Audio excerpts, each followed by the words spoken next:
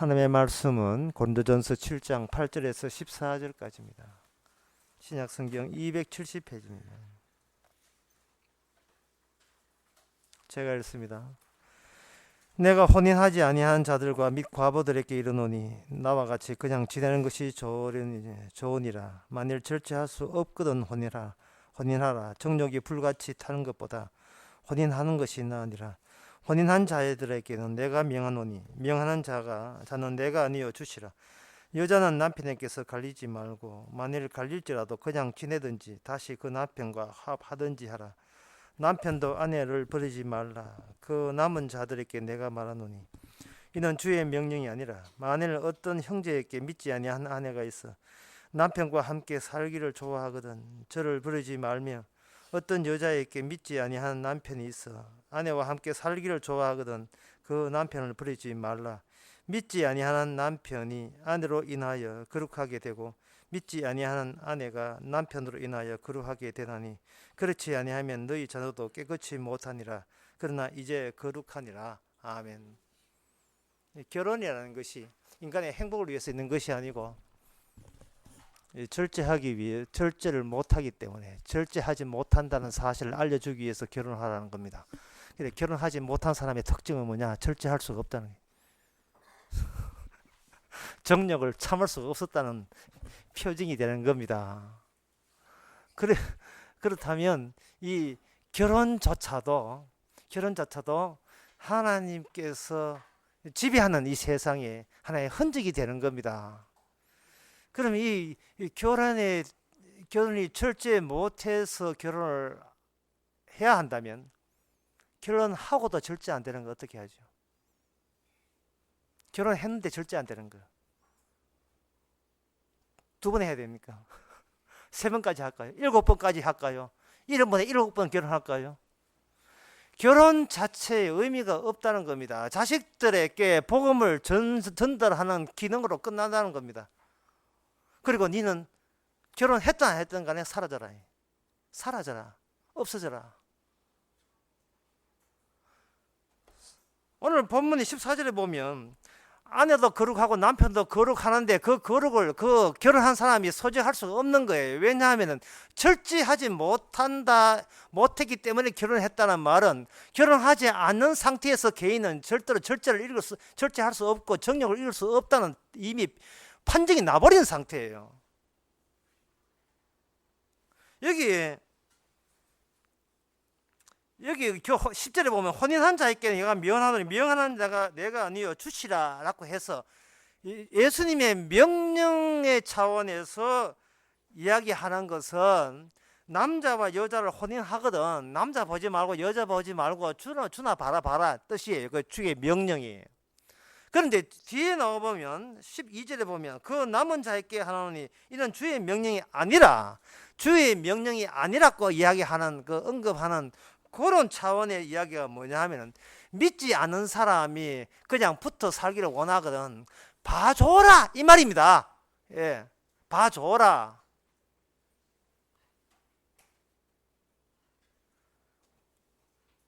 그러니까 그 사람을 꼭 버릴 필요는 없다. 혹시 내한테 붙어가지고 구원받을 수도 있지 않느냐 이 말이에요. 구원 차표 한 장 들고 천국 가는데 누가 정력이 절제 못해가지고 내한테 붙어 사는 거예요. 발길체가 꼭 내볼 필요는 없다 이 말이거든요. 이게 사고방식이 아주 이상한 사고방식이 있지 않습니까?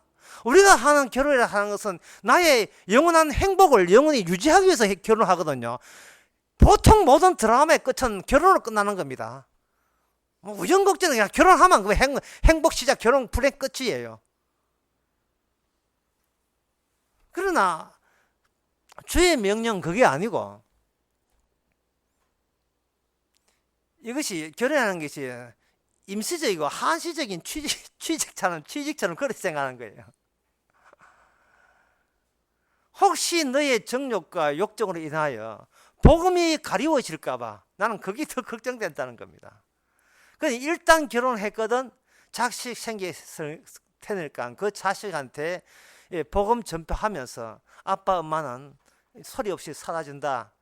니는 아빠 엄마는 전한 복음 듣고 니나 구원 받으세요 하고 떠나는 역할을 하라는 거예요.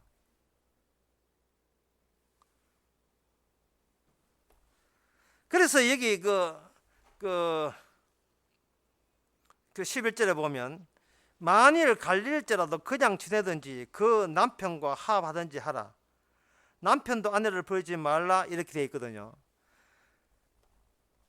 이게 지금 이 하는 이 결혼 이 자체를 그 의미를 두지 말라는 거예요. 의미를 두지 마라. 예. 제가 언제 그런 이야기했죠. 저한테 그저 비밀글로 이제 자기는 너무나 수치스러운 비밀글로 한 질문 가운데 어떤 청년이 목사님 자꾸 그 자유행위를 하는데 어떻게 해결하면 좋겠습니까? 라고 할 때 저의 답변은 간단했어요. 거기에 의미 둔다는 게 잘못인 게.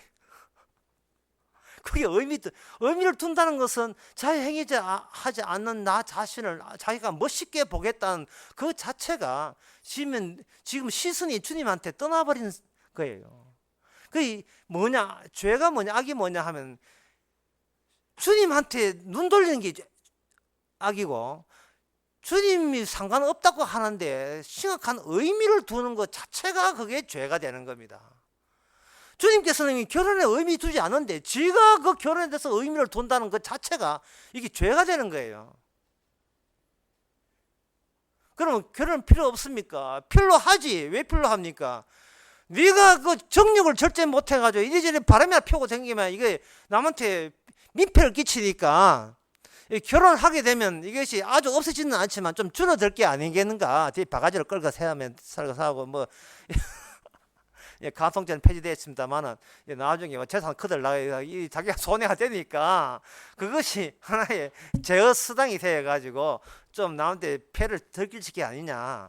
어쨌든 간에 네 자체가 골칫거리라는 거예요. 네 자체가 골칫거리라는 겁니다. 하나님께서 우리를 구원하시는 그 절차 중에 하나가 시작이 뭐냐면은 네가 골칫거리다 하는 것부터 출발하는 거예요. 네가 골칫거리다. 이 왜 골칫거리냐 하면은 사람은 세상에 돌아가는 모든 의미를 자기로부터 끄집어내기 때문에 이게 골칫거리예요. 의미 없는데 억지를 부려요. 의미 있다고.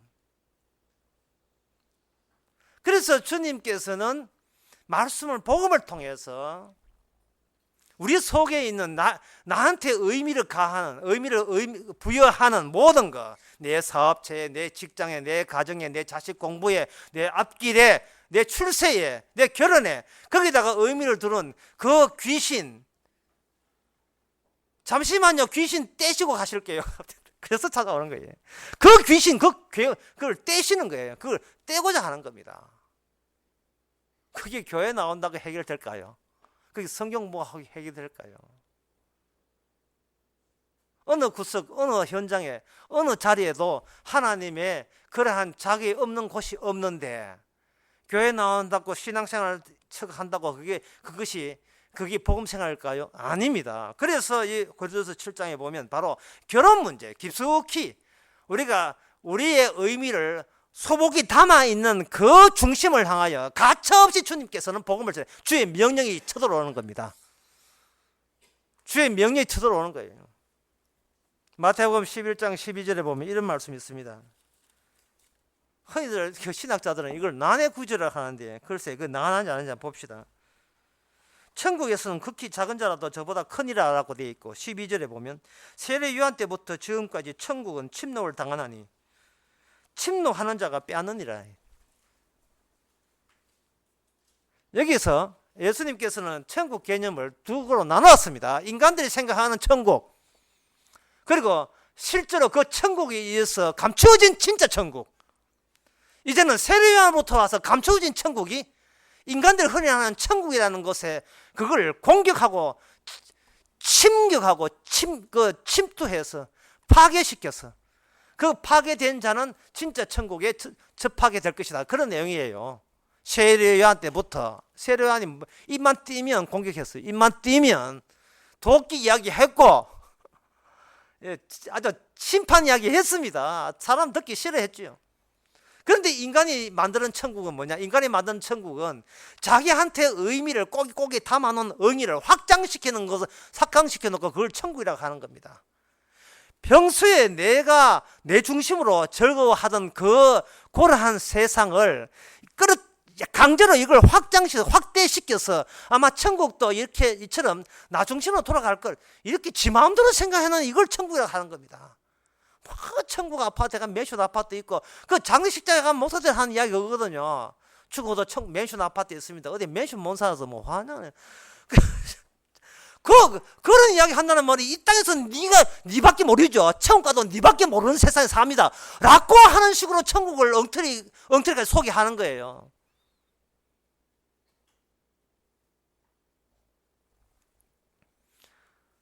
주님께서 오늘 본문에서 절제 못한다. 결혼이 왜 있는가? 절제 못하는 걸 티를 내기 위해서 오죽 얼마나 결혼 못했으면 절제 못했으면 욕심이 많았으면 할까? 라고 이러한 언급을 해 주시는 것은요. 지금 하나님이 만드신 그 천국에는 네 절제, 네 욕구, 욕정 용납하지 않는다는 뜻입니다. 그러면 인간의 욕구와 욕정이 어디서 나오는가? 자기가 최종적으로 의미를 갖고 있으니까 생겨나는 거예요. 자기가 최종적인 의미를 갖고 있는 거예요. 오늘 아침에 이렇게 어머니하고 같이 일찍 교회 왔는데 어머니가 찬송가 289장을 펴시고 제 지나가는 게 이런 말 하세요. 그 289장에 이래 있어요. 고생과 수고는 다 지나고. 그래. 고생과 수고는 다 지나가고 이렇게 이제 들어갖고 이렇게 하시는 거예요. 근데 생각해보세요. 고생과 수고 누가 합니까? 옆에 사람이에요.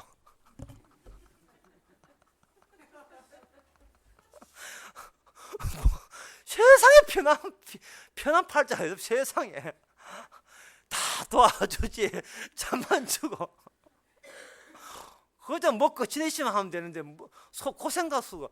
그런데 그 어머니는 자기 의미로 생각하는 거예요. 뭐 자기 의미로 생각하는지도 모르겠어요. 우리는 내가 여기 존재하는 자체가 남한테 민폐 끼치는 겁니다. 왜요? 나한테 의미를 끄집어내기 때문에, 춤 다 나밖에 모르기 때문에, 나만 최고기 때문에, 남이야 죽든 말든 나만 있으면, 나만 잘 되면 되는 거지요. 나이 정당하게 되면. 사람들은 원하는 건 절제를 끊는 게 원하는 게 아니에요. 나의 세계를 원하는 게 나의 세계, 나만의 세계, 나만의 의미 있는 세계.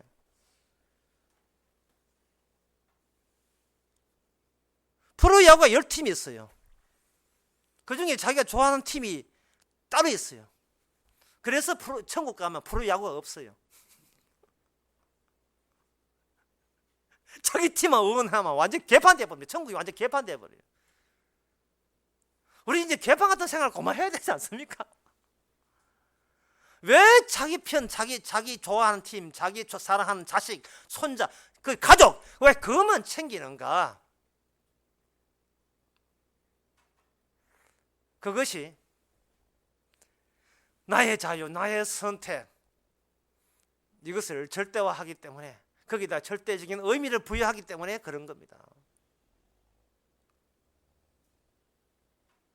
그래서 하나님께서는 어떻게 하시느냐 하면은, 이러한 자기밖에 모르는 인간을 자기를 미워하는 인간으로 바꾸어 주시는 겁니다. 근데 그렇게 내가 내한테 그렇게 좋은데 그 좋은 나를 내가 바꿀 수가 있겠어요? 이 교회에다가 11조 실컷하고 헌금하고 땅 사 교회 진다고 예배당 진다고 돈을 바쳐놓고 그 다음 주일날 다른 교회 가겠습니까? 뭔가죠. 그러니까 하여튼 내가 손대고 내가 디디고 내가 뭔가 접촉했던 모든 것은 마치 마디다스 손처럼 내가 손대면 전부 다 그게 더러워져 버려요. 왜? 나의 의미가 거기에 묻혀 있으니까. 나의 의미가 묻혀 있으니까.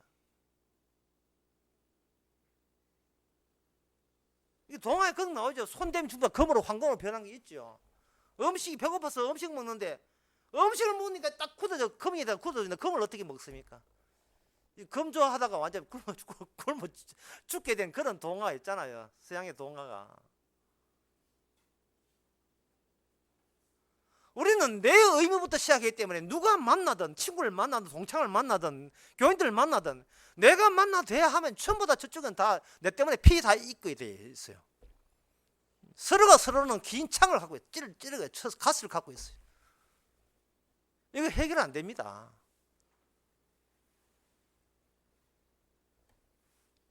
그래서 주님께서는 이걸 해결 안 되면 구원을 못 받거든요. 영생의 날은 없습니다. 그런데 주님께서는 기쁜 소식이라고 이야기 시작을 한 거예요. 사람들은 그걸 오해해가지고 곡해해가지고 조화를 했습니다. 야, 기쁜 소식이래. 우리가 죽어서 좋은 나라 간대. 그 어떤 나라? 내가 잘 되는 나라. 나는 니는 모르고 내가 잘 되는 나라. 내가 신나게 영생의 욕조에서 헤엄치고 영생 생명되게 내가 잘 되는 나라. 그 나라 간대. 그러면 내가 평소에 이 땅에 미워했던 사람 어떻게 할 거예요? 천국 가서 멱살 쥐고 다툴 파야 돼. 니까진 게 여기로 와. 니까진 게 어떻게 여기로 와? 내 자식 유괴해가 죽인 니가 천국을 가. 나 천국 안 가. 이게 유명한 영화 미량이 아닙니까? 미량. 김추자 노래 나오면서 거짓말이야. 복음은 거짓말하는 거예요. 인간은 평소에 모든 의미가 자기의 뜻대로 되어야 되기 때문에 인간의 행동은 한마디로 말해서 신에 대한 분노의 화의 분출이에요. 모든 인간이 행동하는 것은 그 누구에 대한 분풀이식으로 행동하게 되어 있습니다. 모든 행동이. 젊은 아들이 엄마 나 교회 안 가. 이거 뭐 뜻입니까? 화난다는 말이에요. 화난다는 말이에요.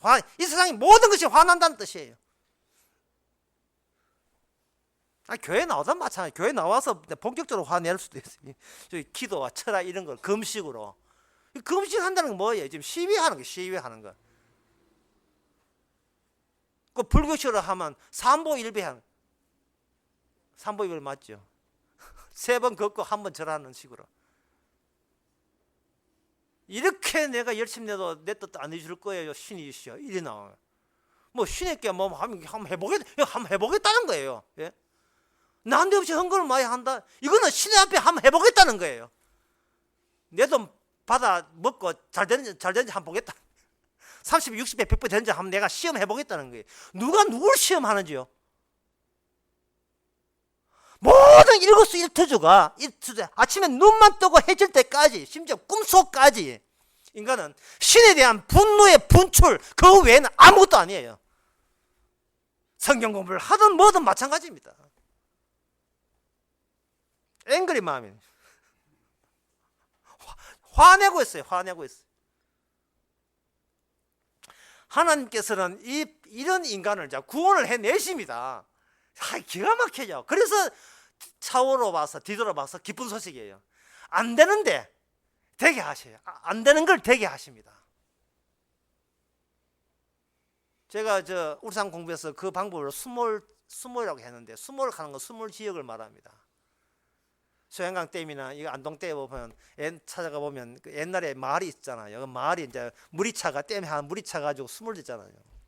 주님께서는 죄를 없애는 것이 아니고 수몰시켜 버려요. 용서로 수몰시켜 버립니다. 따라서 죄는 그대로 있어야 돼요. 그런데 이 말이 인간이 짜증나는 거예요. 왜냐하면 인간은 내가 훌륭해서 복받기를 원하고 있어요. 수몰되는 게 하나님이 수몰시켜주는 게 아니고 아예 죄가 없기를 바라는 겁니다. 얼마나 못됐어요 인간이. 십자가 믿고 이제 죄 없지요. 이제 내 마음대로 삽니다. 이런 걸 원해요. 그러나 주님은 십자가가 용서의 댐으로 만들었고 용서의 새로운 저수지로 만들었어요. 십자가 바깥에는 주의 피 흘림이고 그 피 흘림 안에서 차고 그 수영 하는 그 잠수 복도가 내려가게 되면 그 밑바닥에 우리의 죄가 거기에 그대로 살아 있어요. 이거는 천국 가도 변하지 않아요. 면류관 어디를 거기다 써요. 머리를 쓴 다음에 갖다 후딱 붙어가지고 드려야지. 반납해야죠. 우리는 이 세상 끝날까지 뭐 수고 고생도 필요 없다. 끝까지 죄져야 돼요. 끝까지 죄져야 됩니다. 다만 우리는 우리의 죄가 칠뿌리처럼 어디까지 뻗은 줄 몰라요. 우리가 왜 죄를 모르냐 하면은 모든 의미가 나로부터 출발하기 때문에, 선과 악도 내가 결정하기 때문에, 죄가 있는 곳에 나의 양심도 아직도 남아있다고 그렇게 변명들을 해놔요. 예, 비겁한 핑계들, 변명들을 하고 있어요. 비겁한 핑계들, 변명들을. 주님이 기쁜 소식이 왜 기쁜 소식이냐 하면 그런 변명이나 그런 핑계조차도 나의 사랑이 그때는 이겨낸다는 겁니다. 심지어 지옥 가도 건져내는 게 주님의 사랑이라는 겁니다. 예? 언젠가 내 아가를 다시 하고 싶은 생각이 드는데요. 전에 몇 년 전에 이 오후에 때 아가를 했어요. 이 커튼 하시는 그 분 계실 때 아가 했어요. 아가 좋다고 뭐 하는 게 아직 기억나니까. 예수일 끝나고 아가를 해볼까 하는데, 아가서에 보면 이런 게 있습니다. 남자가 치근대요. 남자가 계속해서 치근대는데, 심지어 겨울 내내 기다리고 있다가 겨울 끝나고 봄 되니까 이제 또 찾아오는 거예요. 겨울 내내 고대하고 기다렸어요. 여자 집에 가가지고 똑똑 두드리면서, 이제 겨울 지났으니까 좀 만나도, 여자가 얼마나 게으름백인지, 그 남자들이 모르는 이 중에 하나가 여자가 게으르다는 사실인데 모르죠. 뭐 그렇지 않은 분도 있습니다만 상대적으로 여자가 얼마나 게으른지. 나 옷 벗고 지금 누워 있는데 옷 입기 싫어. 남자는 겨울 내내 기다리는, 보고 싶어 기다렸는데, 예. 여자는 옷 입기 싫어가지고 그냥 가 옷기 싫어, 나기 싫어. 아니야, 지금은 봄날이 왔어. 지금 해도 비도 그치고 날씨 좋아. 나가 우리가 같이 꽃교원 가. 봄바람이 날리면 꽃놀이가 이렇게 해도 아이고 귀찮아. 아가서에 나온 내용입니다. 남자가 이야기합니다. 네가 죽어도 나의 사랑은 네 죽음에서 건져낼 거야. 사랑은 죽음보다 세다. 죽음이 세다고요? 아닙니다. 죽었다고는 울어요. 걱정하지 마세요. 어떤 분이 질문할 때 있지, 그 목사님의 죄는 너무 무겁습니다 하기를, 제가 답변하기를, 용서가 죄보다 더 무겁습니다. 무게가 더 나아요. 그래서 기쁜 소식이에요. 그래서 기쁜 소식. 이 기쁜 소식을 이미 접수가 되었으면 우리는 즐거운 마음으로서 영혼을 맞이하시기 바랍니다. 즐거운 마음으로서, 기쁜 마음으로서 내한테 이 세상에 일어나는 어떤 사태를 즐겁게 맞이하시기 바랍니다. 주께서 내 의미를 아주 망쳐버리기 위해서, 내 의미를 조져버리기 위해서 특별 조치를 가했다고 생각해 주시기 바랍니다. 이게 뭐냐? 하나의 방법은 근원을 경유한다. 근원, 원천, 인간이 미처 모르는 이 세상에 왜 있었으면, 왜 이 땅에 이런 식이냐, 그걸 보여주기 위해서 근원을 경유해서, 경유한 그 자체를 하나님의 약속이라는 선물로 포장을 해서 우리에게 준 겁니다. 우리에게 어떤 분이 지난 수요일 날 근원적인 것을 선물했어요. 예. 본인은 뭐 케이크 전문가라고 자처하는데 내가 보기에는 그런 것 같아요. 방부제가 없는 케이크를 선물했습니다. 내가 누구라고 말을 안 합니다. 지금 하고 싶은데 말을 안 하고 있는데, 거기에 그 방부제 없는 케이크가 특히 뭐냐, 거기에 없음이란 말이에요. 없음이다 가죠. 없음이라 하는 것은 주님께서 구원하는 사람을 전부 다 방부제를 없애버려요. 그 방부제가 없는 게, 방부제 그 자체를 없애버리죠. 방부제 왜 있는가? 썩어 있다는 것을 뜻하거든요. 우리 자체가 썩은 것을 없음으로 바꾸어 버립니다. 그 썩은 게 누굽니까? 우리 자신이잖아요. 우리 자신이잖아요. 하나님은 우리를 없는 존재로 바꾸어서 우리에게 선물을 주시는 겁니다. 없는 존재. 뭐가 없다? 구원이 없어요. 교회 다녀도 없어요. 목사 돼도 없어요. 영생 없어요. 목사 돼도 구원 없습니다. 11조하고 헌금을 전도해도 봉사해도 없어요. 목사 대접해도 없어요. 구원 없어요. 교회 있어도 구원은 없어요. 예배당이 있어도 구원은 없어요. 삼일째 있어도 그 구원은 안 돼요. 그 삼일째까지 구원 안 돼요. 그 철학이니까 구원이 안 돼요.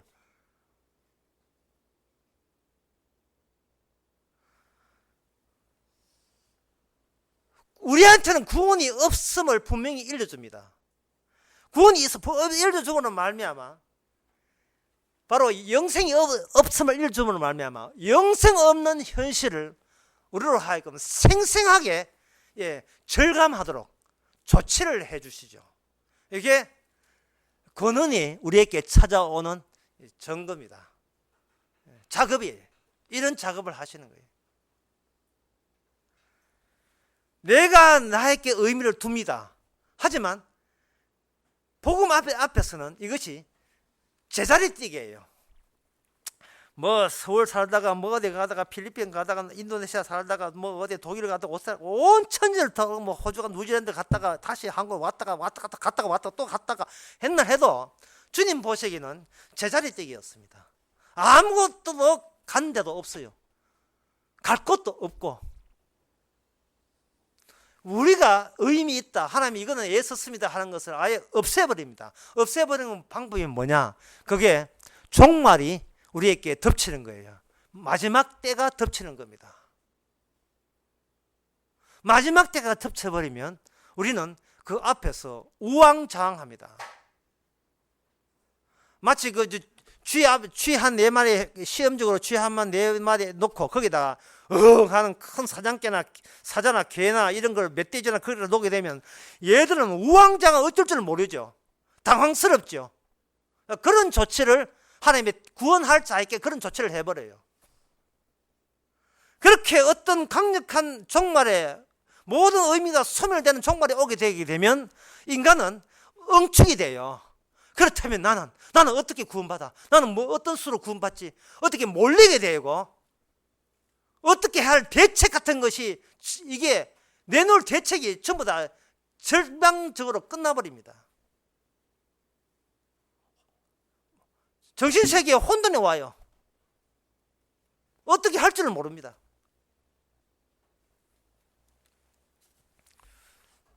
울산서 경주 가는데 울산서 부산 가는데 복전철 공사를 하고 있습니다.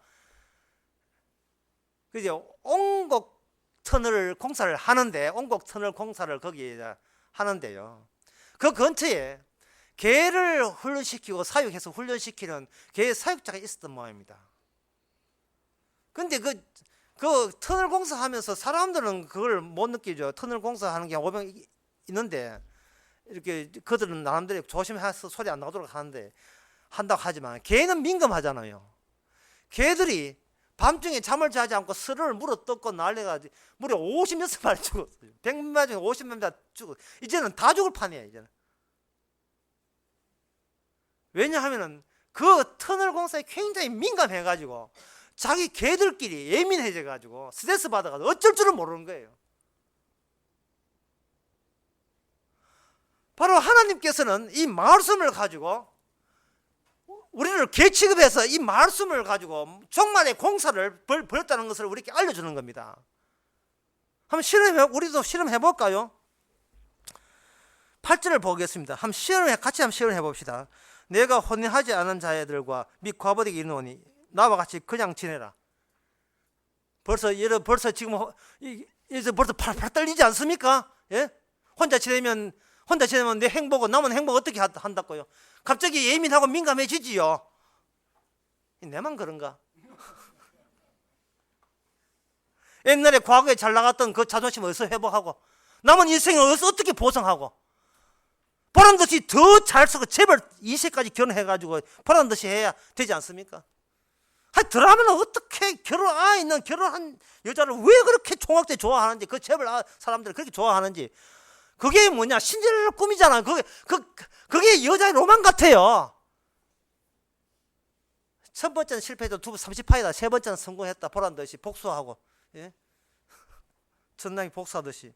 그런데 막상 고린도전서 8장에 보니까 그냥 사세요. 결혼 의미 없습니다. 의미 주지 마세요. 이렇게 하게 되면 우리는 평소에 나에게 모든 의미를 나에게 막 뿌리대고 막 뿌리듯이, 막 피자 위에 막 그저 치즈 뿌려가지고 막 늘어지듯이 우리는 막 우리 위에 막 치즈, 내 의미의 치즈를 부어가 막 우리는 늘어져서 나밖에 모르는 그런 것에 대해서 이 말씀 자체가 그냥 지내세요. 의미 없습니다. 우리는 그때부터 불안 정세를 보입니다. 예. 옆에 있는 사람 합니다. 성경 덮어라. 교회 안 가면 안 돼. 교회 가서 네가 그렇게 시달릴 필요는, 바보 아니야. 네 바보 같아. 성경 안 보면 되지. 안 들으면 되지. 그런데 섞이는데 어떻게 합니까? 이게 감지되는데 어떻게 합니까? 이게 택한 배성이에요. 이게 뭐냐 하면은 하나님께서 네 건 없어. 연구 없다 하는 것처럼 네 땅에 네는 네 건 없어. 원천부터 네 건 없어. 전부 다 예수의 것이지. 예수님의 의미가 너를 낳게 했지. 네가 네 필요에 따라서 네가 이 땅에 생일날 챙겨가면서 네가 태어난 게 아니라는 겁니다. 우리를 자꾸 원천으로 몰아채우려 하는 게 본래 모습으로 우리가 아무것도 없는 식으로.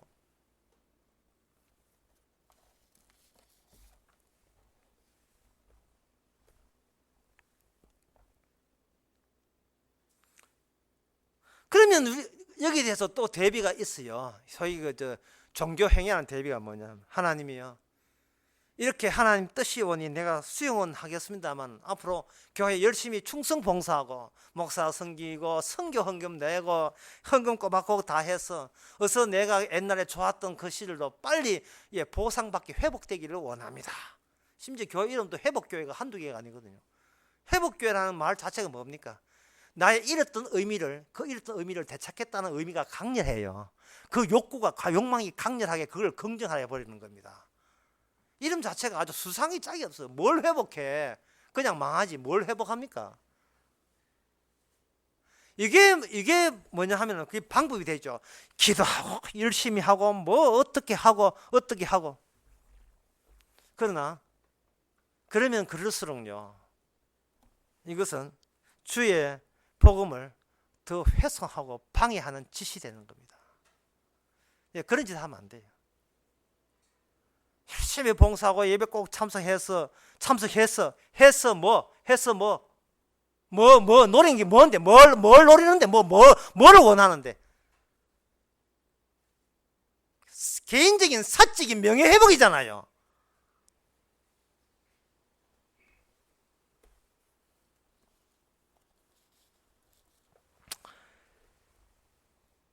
그 젊은 사람들 이게 보게 되면 특징이 뭐냐 하면, 우리도 다 젊을 때 있었습니다. 누구를 만나서부터 자기 스토리를 만들기 시작해요. 누구를 만나서부터 어느 도시에 가서 누구를 만났는데 그때부터 내 인생은 이 미래는 이렇게 풀 것이다 하고 드디어 스토리가 전개됩니다. 만난 사람보다. 또 그 사람하고 딴 사람 만나면 나 이 사람 만나고 어떻게 해? 또 어떤 여자 만나면 이 사람 만나고 결혼해 어떻게 해? 자, 스토리를 만들어요. 그 만든다는 말은 어떤 경우라도 이 자기가 정말 보잘것없이 아무것도 없는 상태라도 잠재 능력 속에는 나만의 세계, 나만의 세상, 그것을 항상 그럴 가능성이 굉장히 농후하다는 겁니다.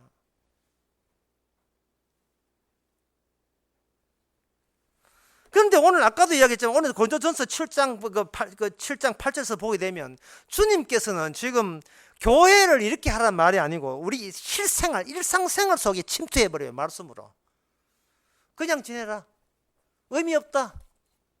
자식 생겼나? 복음이나 잘 전해줘라. 안 믿는 남자가 니하고 갈라서라 해? 갈라서세요. 잘 됐어요. 기부티에서 꼭 내 필요는 없지. 내칠 필요까지는 없어. 이게 뭐냐 하면은 모든 게 의미 없다는 거예요. 의미 없는 걸 알려주기 위해서 결혼을 시켰다는 겁니다. 주께서. 결혼하세요. 왜? 그 의미 없음을 알기 위해서. 그리고 그 의미 없는 것 속에서 마치 의미 있는 것처럼 얼마나 우리가 우왕좌왕하는지, 주여 이거 손대면 안 되면, 이거 깨면 난 진짜 죽습니다, 뭐 이런 식으로 얼마나 철딱서니 없이 구는지.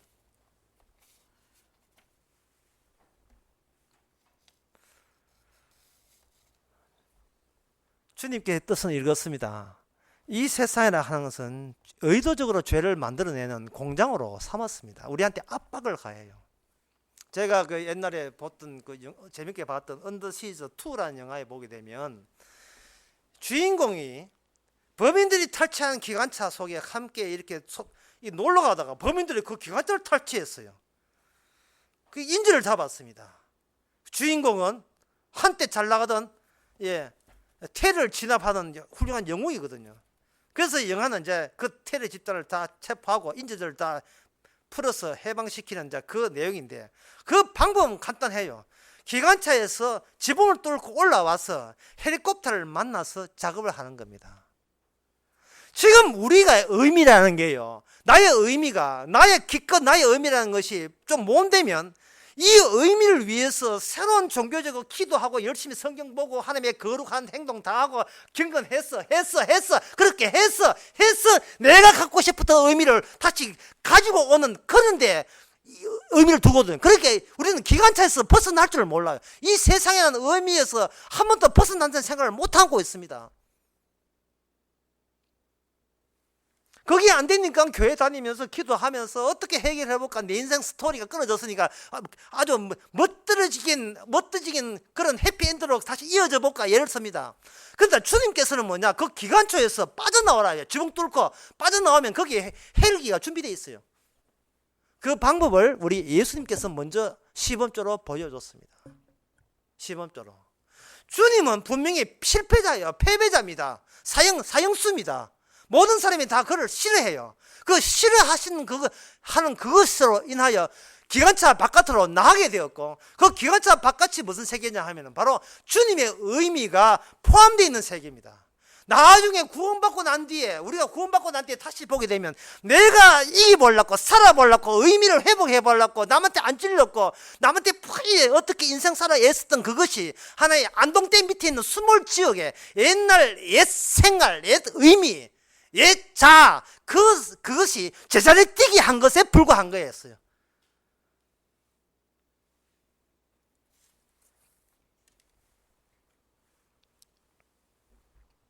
오늘 본문을 쭉 보면서 사람들은 이 본문을 이렇게 보면서, 그래, 결혼 생활은 이렇게 해야지, 이렇게 하면 복 주겠지, 이렇게 생각하기 마련이에요. 기관차에서 빠져나올 생각 안 하고, 안동댐에서 나올 생각 안 하고, 그냥 그 안에서 이렇게 시킨 대로 하게 되면, 주의 말씀대로 하게 되게 되면, 나는 정작 내가 원하는 것을 마음 놓고 그러니까 복 주세요 라고 할 수 있는 당당함이 있다고 생각하는 겁니다. 지금 사도 바울은 그런 뜻이 아니에요.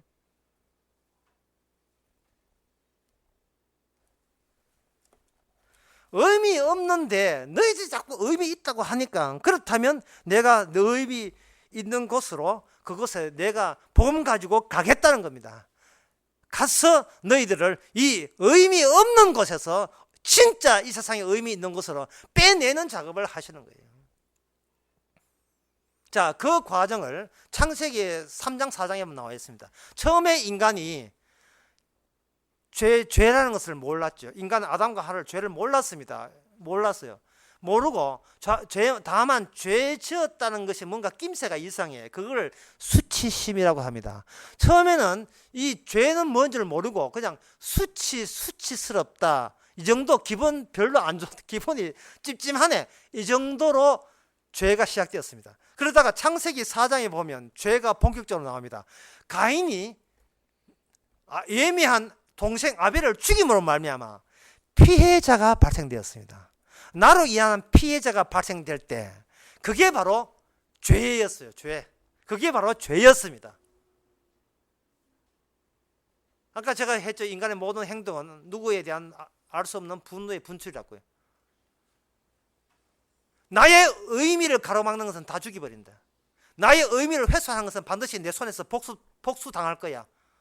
이게 가인이거든요. 이게 가인의 의미다 이 말이죠. 왜 그래야 되는데?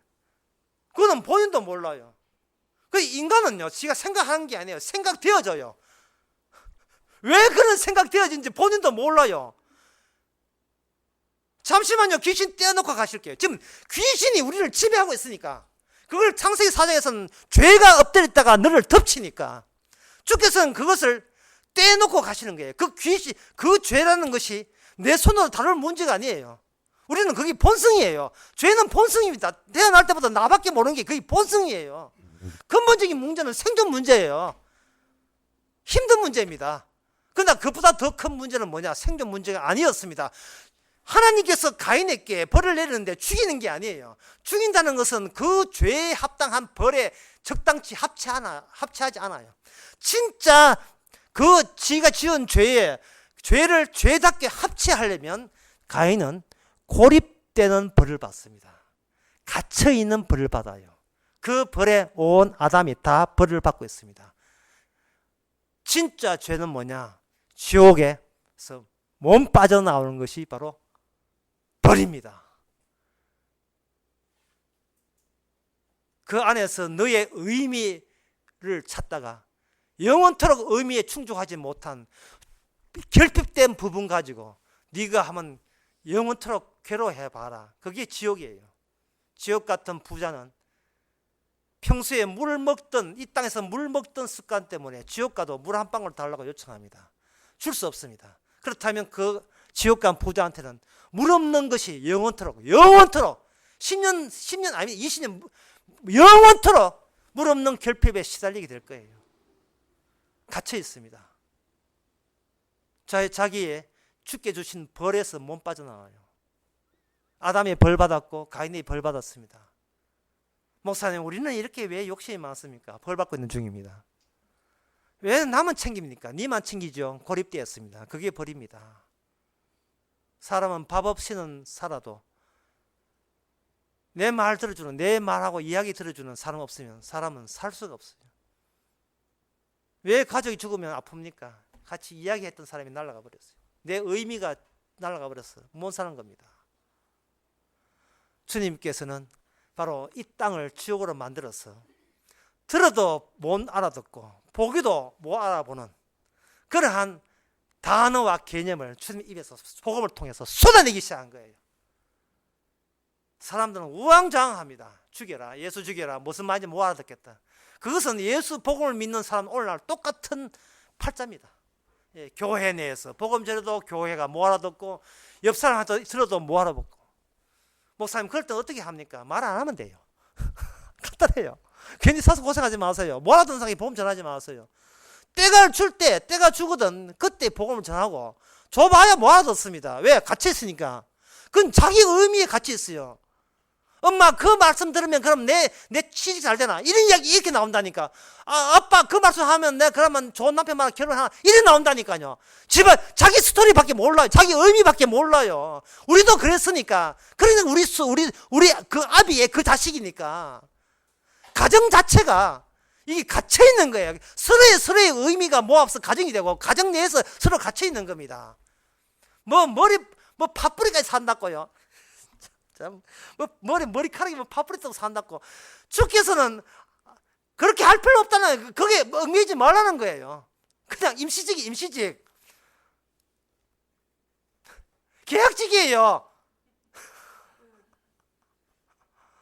한 몸 되는 것은 주님과 우리 몸밖에 없어요. 인간은 한 몸 아닙니다. 한 몸 아니는 상황을 통해서 한 몸 되는 영원한 결혼을, 혼인잔치를 보여주기 위해서 우리로 하여금 결혼을 시킨 거예요. 결혼하고 난 뒤에 절제해야 된다고요. 절대 더 안 되는데. 정력이 죽는다고요. 야동 더 보는데.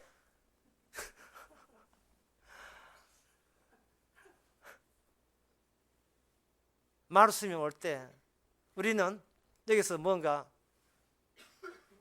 이 세계가 나의 세계, 나의 의미라는 것은 하나의 조작에 불과하다는, 내 몸이 지어낸 조작에 불과하고, 그렇게 지어낸 조작한 그 환상조차 내 몸은 내 것이 아니고 주의 것이냐 시기에 주님께서 우리 속에서 귀신을 분리시켜서, 귀신 봐라, 네 속에는 귀신 봐라 씩 보는 거예요. 욕망은 내가 절제할 수 있는 게 아닙니다. 절제는 내가 결혼해서 되는 게 아니에요.